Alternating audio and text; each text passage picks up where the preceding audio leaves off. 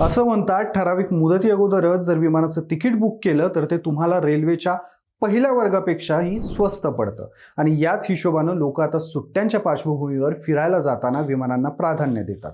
तुमचं असंच नियोजन असेल तर ही रील तुमच्यासाठी आहे. आता इराण युद्धामुळे इंधन अधिभार वाढवत विमान कंपन्यांनी आपापले तिकीट दर वाढवलेत. आता देशांतर्गत आणि सार्क देशातील विमान प्रवास हा 399 रुपयांनी महाग होणार आहे. मध्य पूर्वेतील देशांसाठी $10 अतिरिक्त इंधनभार वाढवला गेलाय, तर आग्नेय आशियासाठी $40 वरून अधिभार $60 गेलाय.